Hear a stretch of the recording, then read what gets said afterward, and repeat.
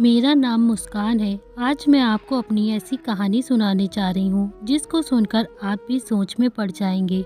मेरे साथ भी कुछ ऐसा ही हुआ था जिस पर मुझे भी यकीन नहीं आता था, मगर मैं सच्चाई का पता लगाना चाहती थी। मैं बहुत खूबसूरत हूँ, लेकिन शायद मेरी किस्मत इतनी खूबसूरत नहीं थी। मैं अपने माँ बाप की इकलौती बेटी हूँ। मेरी शादी की उम्र हो चुकी थी। मेरे माँ बाप ने मेरे लिए अच्छा सा रिश्ता देखना शुरू कर दिया था। एक दिन मैं अपनी दोस्त सुमन के घर बैठी थी। मेरी माँ मुझे ढूंढ रही थी, जैसे मैं कहीं खो गई हूँ। मैं जवान थी, लेकिन मेरी माँ मेरी बिल्कुल छोटे बच्चों की तरह परवाह करती थी। वे मेरी दोस्त के घर आई और कहने लगी, तुम यहाँ पर बैठी हो, घर चलो जल्दी, तुम्हें देखने के लिए रिश्ते वाले आए हैं। और तुम्हारा मोबाइल कहाँ है? हम तुम्हें कितनी देर से कॉल कर रहे हैं, तुम्हारा नंबर बंद जा रहा है। फ़ोन क्यों बंद कर रखा है तुमने? मैंने माँ से कहा, मेरा फ़ोन की चार्जिंग ख़त्म हो गई होगी, शायद तभी बंद हो गया होगा। मैं अपने घर जाने के लिए तैयार हो गई। तभी मेरी सहेली भी मेरे साथ चलने लगी। घर जाते ही मैंने जल्दी जल्दी से थोड़ा सा मेकअप कर लिया और चाय की ट्रे हाथ में लेकर लड़कों वालों के सामने चली गई। वो लोग मुझे देखकर हैरान ही रह गए। उन्होंने कहा कि आपकी बेटी तो बहुत प्यारी है, हमें आपकी बेटी बहुत पसंद आई है। हम अपने भाई के लिए ऐसी ही तो लड़की तलाश कर रहे थे। उन्होंने बताया कि उनकी माँ बाप नहीं है, यानी मुझे देखने के लिए वो बहनें आई थी। वो कहने लगी, हम अपने छोटे भाई के लिए प्यारी सी लड़की ढूंढ रही हैं, और कहने लगी कि हमारे भाई का घर भी अलग है। रिश्ता बहुत अच्छा था। लड़का ज़्यादा खूबसूरत नहीं था, लेकिन इस रिश्ते को मना करने वाली भी कोई बात दिखाई नहीं दे रही थी। लड़का इतना भी बुरा नहीं था, बस लड़के का थोड़ा सा रंग सांवला था। मेरी माँ ने इस रिश्ते के लिए फ़ौरन ही हाँ कर दी थी। उस लड़के की बहन बोली कि शादी जल्द से जल्द हो जाए, क्योंकि वह दोनों बहनें अपने ससुराल में रहती थीं और उनके पास इतना वक्त नहीं था कि वह अपने मायके में भी वक्त गुजार सकें। एक बहन तो शहर से बाहर रहती थी, लेकिन अभी अपने भाई के लिए लड़की देखने के लिए कुछ दिनों के लिए आई हुई थी। मेरी माँ ने कहा कि रिश्ता हाथ से निकल जाएगा, अकेला घर है, लड़का भी पढ़ा लिखा था और अमीर है। सबसे अच्छी बात तो यह थी कि उस लड़के का घर में काफ़ी करीब भी था, और यह बात तो हमें भी पता थी कि उस घर में कोई लड़का रहता है जो अकेला ही रहता था। उसके माँ बाप नहीं हैं, लेकिन क्योंकि इस घर में कभी कोई औरत नहीं थी, इसीलिए वहाँ कोई भी आता जाता नहीं था, और हमने भी ज़्यादा मेल मिलाप भी नहीं रखा था। मुझे क्या पता था कि इसी घर से मेरे लिए शादी का रिश्ता आएगा और मेरी शादी हो जाएगी। जिस लड़के से मेरी शादी होने वाली है काफ़ी अच्छा और मेहनती लड़का है। कुछ दिनों बाद ही हमारी शादी हो गई और मैं शादी करके अपने ही पड़ोस में ससुराल चली गई थी। जब मेरा दिल करता तो मैं अपने मायके चली जाती, और मेरे पति ने भी कभी मुझ पर रोक टोक नहीं की थी। और मेरी दोनों नंदे अपने भाई की शादी करवाने के बाद अपने अपने घरों को लौट गई थी। दोनों ज़्यादा अपने मायके आती भी नहीं थी।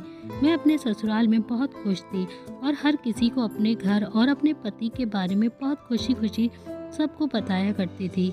मेरी माँ कहती थी कि सबको नहीं बताते हैं, नज़र लग जाती है, क्योंकि ऐसा ऐशो आराम और अच्छा पति हर किसी के भाग्य में नहीं लिखा होता। और ना ही कोई सास है, ना कोई तेवर है, और बड़ा सा घर और पति जो इतना प्यार करने वाला हो, जिसकी ख्वाहिश तो हर लड़की करती है।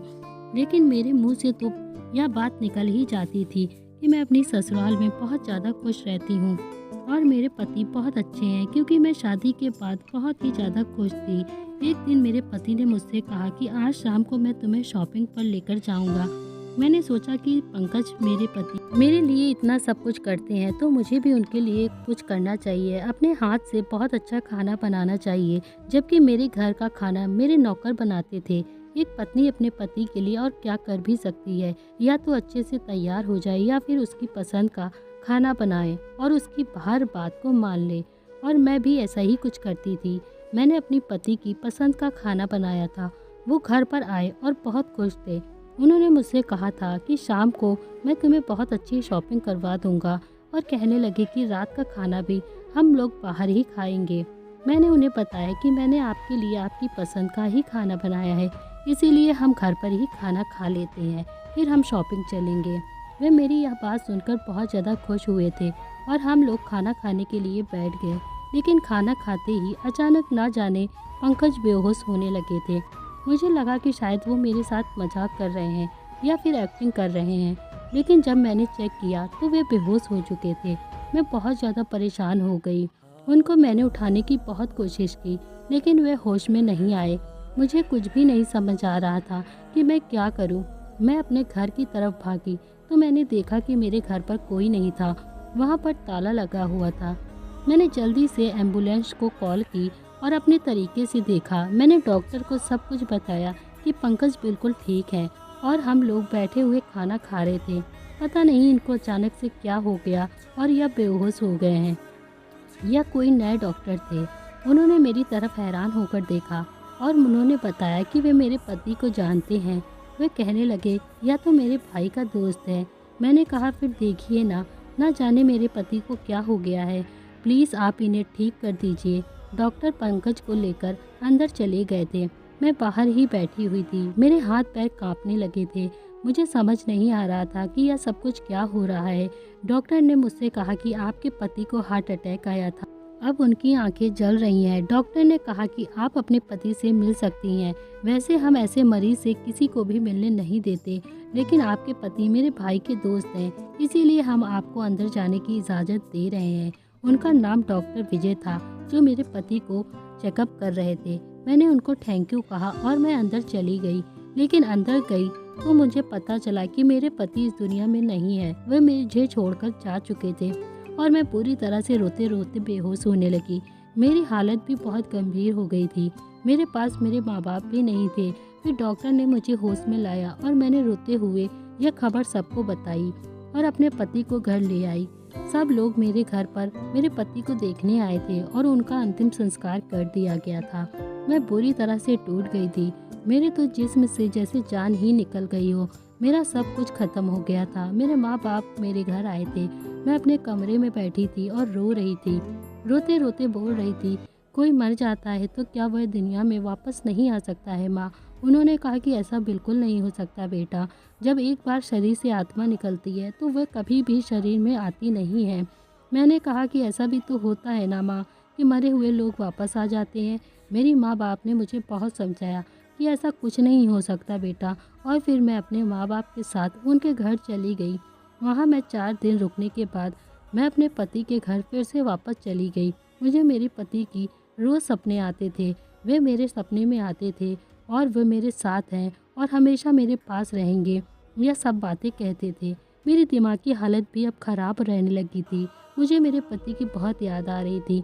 इसीलिए मैंने सोचा मैं अपने पति के घर में ही रहूँगी और वक्त इसी तरह से गुजर रहा था।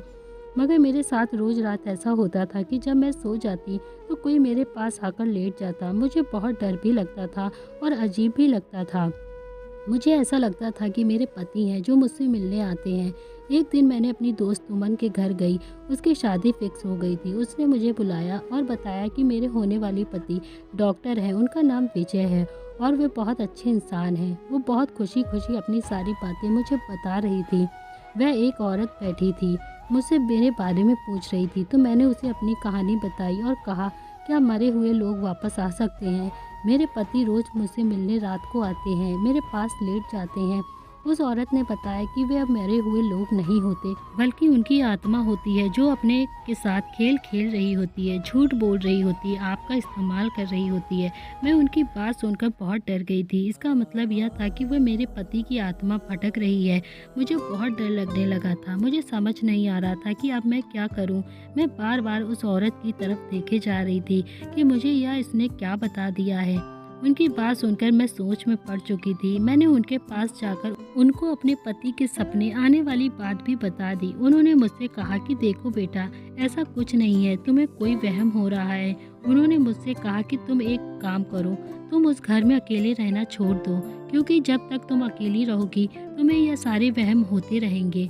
मैंने कहा कि मैं अगर अपने मायके में होती हूँ तो मुझे मेरे पति की याद आती है। तुम डरो मत और इस बात को अपने दिमाग पर सवार मत करो। उस औरत ने मुझसे कहा। मेरा दिल तो अभी भी नहीं मान रहा था जो मैंने सपने देखे थे। फिर इसका मतलब क्या था कि वे मुझे बहुत ज़्यादा डर लगने लगा था। मैंने सोच लिया था कि मुझे अब क्या करना है। मैंने यह सारी बातें अपनी दोस्त को बता दी थी। मैंने उससे कहा कि तुम एक रात मेरे साथ उस घर में रहोगी। उसे भी बहुत ज़्यादा डर लग रहा था, लेकिन उसने मेरी बात मान ली। मैंने उससे बात करके उसे मना लिया था। उसने कहा कि ठीक है, लेकिन हम पूरी रात सोएंगे नहीं, और अगर जरा सा भी कुछ हुआ तो मैं तुम्हारे माँ के घर भाग जाऊंगी। मैंने कहा कि हाँ ठीक है, मैं भी तुम्हारे साथ साथ भाग जाऊंगी। मैं कौन सा इतनी ज़्यादा बहादुर हूँ, मुझे भी तो डर लग रहा है। वे मेरे साथ मेरे घर आ गई और मैंने उससे कहा कि तुम मेरी जगह पर लेट जाना, क्योंकि जैसे ही मैं करवट बदलती हूँ मुझे कुछ भी महसूस होना बंद हो जाता है। मैं कमरे की लाइट बंद कर दूंगी और मैं साइड पर खड़ी हो जाऊंगी। तुम मेरी जगह पर लेट जाना, फिर देखते हैं कि क्या होता है। वह तो बेचारी इतनी ज़्यादा डरी हुई थी कि बार बार इनकार किए जा रही थी। फिर मैंने उससे कहा कि देखो सुमन, तुम मेरी दोस्त हो, तुम्हारे अलावा तो मैं किसी को भी नहीं जानती और ना ही ये सारी बातें किसी को बता सकती हूँ। मैं बहुत बड़ी मुश्किल में फंस गई हूँ। तुम मेरी मदद नहीं करोगी तो फिर कौन करेगा। सुमन मेरी मदद करने के लिए चाहती भी थी और तैयार हो गई थी, लेकिन वह बेचारी इतनी बहादुर नहीं थी। बस वह सिर्फ अपने डर की वजह से ही मना कर रही थी। फिलहाल मैंने उसको मना लिया था और वह मान गई थी। उसने कहा कि तुम मेरी जान छोड़ भी नहीं सकती हो, अब तो मुझे यह काम करना ही होगा। चलो एक काम करो, आज मैं सच जानने के बाद तुम इस घर में नहीं रहोगी और अकेली तो बिल्कुल भी नहीं रहोगी। तुम्हें मुझसे इस बात का वादा करना होगा, यहाँ चाहे जो भी हो सके, इसके बाद तुम यहाँ पर नहीं रुकोगी और दूसरी शादी भी करोगी। मैंने कहा हाँ ठीक है, वैसा ही करूँगी जैसा तुम कहोगी, लेकिन अभी तुम मेरी मदद कर दो। मैं पर्दे के पीछे छुप गई। मैंने आज कमरे में थोड़ी सी रोशनी कर दी थी, बस इतनी सी थी कि ठीक से कुछ नज़र आ सके। मेरी दोस्त मेरी जगह पर लेट गई थी और बिल्कुल वैसे ही जैसे मैं लेट जाती थी। उसका चेहरा मेरी ही तरफ था। मैंने उसे इशारे से कहा कि देखो, मैं यहीं पे खड़ी हूँ तुम्हारे पास, तुम्हें डरने की कोई ज़रूरत नहीं है। वो शक्ल से बहुत ज़्यादा डरी हुई लग रही थी। मैं बेड की तरफ ही देख रही थी। अभी तो वहाँ पर कुछ भी नहीं था, लेकिन यह भी तो हो सकता था कि मुझे मेरा पति यानी मेरे पति की आत्मा दिखाई ना देती हो। लेकिन जिस तरह से वह बिस्तर खराब होता और मुझे वजन महसूस होता, वक्त इसी तरह से गुजर गया था और रात के 2 बज गए और फिर मेरी आंखों ने जो मंजर देखा, मेरे पैरों तले से जमीन निकल गई थी। घर की खिड़की से कोई अंदर दाखिल हुआ। वह कोई आदमी था, लेकिन उसका कद मेरे पति से ज़्यादा लंबा था और थोड़ी देर के बाद उसके पीछे 2 और आदमी अंदर दाखिल हुए। एक आदमी एक तरफ खड़ा हो गया और जो आदमी पहले दाखिल हुआ था उसने एक रुमाल पर कुछ लगाया और मेरे करीब ले जाने लगा। सुमन आंखें बंद किए हुई लेटी हुई थी। इतनी ही देर में मैंने चीखना चिल्लाना शुरू कर दिया था। वे लोग भी चौंक गए थे और मैंने जल्दी से लाइट ऑन कर दी थी और फिर लाइट जलाने के बाद सबसे ज़्यादा मेरी दोस्त हैरान थी, क्योंकि उस कमरे में जो शख्स खड़ा हुआ था वह कोई और नहीं था, उसका ही मंगेतर था, यानी कि वही डॉक्टर था जिसके हाथों में मेरे पति ने दम तोड़ा था। और 2 लोग भी थे। मैंने साइड से एक डंडा उठा लिया और मैंने कहा, आगे बढ़ने की कोशिश भी मत करना, मैं तुम लोगों की जान ले लूँगी। मेरी दोस्त भी मेरे पीछे आकर छुप गई थी और उसने कहने लगी, तुम यहाँ पर क्या कर रहे हो और यह लोग कौन हैं? उस डॉक्टर ने उन दोनों को वहाँ से भगा दिया था और कहने लगा कि मेरी बात तो सुनो, मैं तुम लोगों को सब कुछ बताता हूँ। वो डॉक्टर भी बहुत ज़्यादा घबराने लगा था। मैं उसकी कहानी बिल्कुल समझ चुकी थी। मैंने जल्दी से अपने नंबर से अपने डैड को कॉल मिला दी थी, मगर इस तरह से मिला दी थी कि उसको बिल्कुल भी पता नहीं चला और थोड़ी ही देर बाद वो लोग भी आ गए थे। आज मैंने घर में लॉक नहीं लगाया था और मेरी माँ भी आ गई थी। उन्होंने इस डॉक्टर विजय को पकड़ लिया था और एक तरफ बैठा लिया। उसके बाद उसने सारी सच्चाई बता दी, जिसको सुनकर हम सब के होश उड़ गए थे। पहले तो वे कुछ बताने की भी नहीं चाहता था, लेकिन शायद मेरे डैडी बात समझ चुके थे, इसीलिए वे बार बार उस पर हाथ उठा रहे थे, जिसकी वजह से वे चुपचाप मार खा रहा था और उसकी गलती भी थी। और सुमन काफ़ी परेशान हो रही थी, क्योंकि यह उसका होने वाला पति था, उसका मंगेतर था और उसका यहाँ पर क्या काम था। वो लोग कौन थे जिसे वो अपने साथ लेकर आया था, लेकिन उसने उनको टाइम पर ही बता दिया था और खुद वे हमारे हाथ लग गया था। उसने बताया कि उसे पता था कि मैं घर में अकेली रहती हूँ और मेरी दिमागी हालत भी ठीक नहीं चल रही है, इसीलिए मैं रात को यहाँ पर आ जाता हूँ और इसे क्लोरोफॉर्म सुंघाकर बेहोश कर दिया करता था। फिर मेरे साथ मेरे कुछ दोस्त भी आ जाया करते थे और वह समझती थी कि उसके पति की आत्मा आई है, जबकि उसके पति की आत्मा नहीं होती थी। हम लोग होते थे और इसके साथ गलत हरकत करते थे। एक दफ़ा उसने पलट कर देखा भी था तो मैं उसे बेड के पीछे छुप गया था, इसीलिए वह कभी भी पीछे नहीं देखती थी। मेरे डैड ने डॉक्टर के मुंह पर थप्पड़ मारा, लेकिन मैं यह सोच रही थी कि इसको यह सारी बात कैसे पता चली थी कि मैं अपने पति की आत्मा के बारे में इस तरह से सोचती हूँ। इस बारे में किसने इसको बताया होगा, क्योंकि मुझे तो यह सब कुछ सपने में आया था। जब मैंने उसे ये सवाल किया कि उसने सुमन की तरफ देखा और सर झुका लिया। सुमन ने बताया कि वह मुझसे फ़ोन पर बात करते थे। तुमने मुझे अपने दिल की बात बताई तो मैंने उसको भी बता दी थी, लेकिन मैंने तो इसे इस तरह से बिल्कुल भी नहीं बताई थी। मैंने तो उसे ये कहा था कि मेरी बेचारी दोस्त बहुत ज़्यादा दुखी है। अजीब अजीब से उसको सपने आते रहते हैं और वह बहुत ज़्यादा दुखी है। वह समझती है कि वह उसके पति की आत्मा है जो रोज़ उसके पास आती है उसे मिलने के लिए और उसके साथ सो जाती है। मुझे क्या पता था फ्रेंड कि यह इतना घटिया इंसान है कि इसका फ़ायदा ही उठा लेगा। मैंने तो इसको यह बात ऐसे ही बता दी थी और कहा था कि मेरी दोस्त के लिए प्रार्थना भी करना। मैंने अपना सर पकड़ लिया था, मेरे साथ इतना बड़ा हादसा हो गया था। फिर उसने डॉक्टर को पुलिस के हवाले कर दिया था। सुमन ने उसके साथ अपने सारे संबंध खत्म कर दिए थे। मैं फिर से अपनी ज़िंदगी के एक बड़े दुख से निकलकर दूसरे दुख में चली गई थी। यह मेरी गलती थी कि जो मैंने अपनी सारी चीज़ों को अपने दिमाग पर सवार कर लिया था और यह सारी बातें किसी को बताई थी। जब एक इंसान दुनिया से चला जाता है तो वह कभी भी वापस नहीं आ सकता है। इसी तरह से कुछ दिन बाद मैं नॉर्मल होने लगी थी और खुश भी रहने लगी थी। सुमन ने अपने घर वालों को यह सारी सच्चाई बता दी थी और उस लड़के के साथ अपने सारे रिश्ते ख़त्म करके उस लड़के की पूरी शहर में खूब सारी बेइज्जती हुई थी। उसकी नौकरी भी चली गई थी, उसकी जमानत हो गई थी, लेकिन अब उसे कोई भी नौकरी नहीं देना चाहता था और डॉक्टर होकर भी उसने इतनी घटिया हरकत की थी। उसने जब से मुझे पहली बार देखा था उसी दिन से मुझे वो ऐसे देखा था जैसे मेरा दीवाना हो गया हो। मैंने अपने पति का घर भी बेच दिया था और मैं अब अपने माँ बाप के साथ ही रहती हूँ। मैं अब शादी नहीं करना चाहती हूँ। मैं अपने आप को समय देना चाहती हूँ। मैंने सोचा है कि मैं अपनी लाइफ को एंजॉय करना चाहती हूँ। मैं जॉब करना चाहती हूँ। घर से बाहर निकलूँगी तो मेरा ध्यान अपने बीते हुए कल की तरफ नहीं जाएगा और एक नया ज़माना देखने को मिलेगा। ज़माना यह कितना ज़्यादा बुरा था, किसी की मजबूरी का क्या फ़ायदा उठा लेते हैं। यहाँ पर तो लोग मरे हुए लोगों का भी फ़ायदा उठा लेते हैं। मुझे अंदाज़ा भी नहीं था कि मेरी किस्मत इतनी भी बुरी हो सकती थी। पता नहीं मुझे किसकी नज़र लग गई थी। किसी ने यह सब कुछ सही ही कहा है, कभी किसी को अपनी खुशी की सारी बातें नहीं बतानी चाहिए।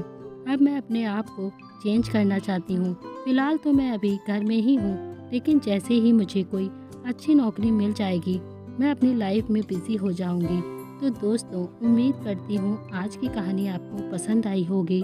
अगर आपको आज की कहानी पसंद आई है तो वीडियो को लाइक करें और चैनल को सब्सक्राइब करें और अपना ढेर सारा प्यार और सपोर्ट ज़रूर दें। Thank you friends.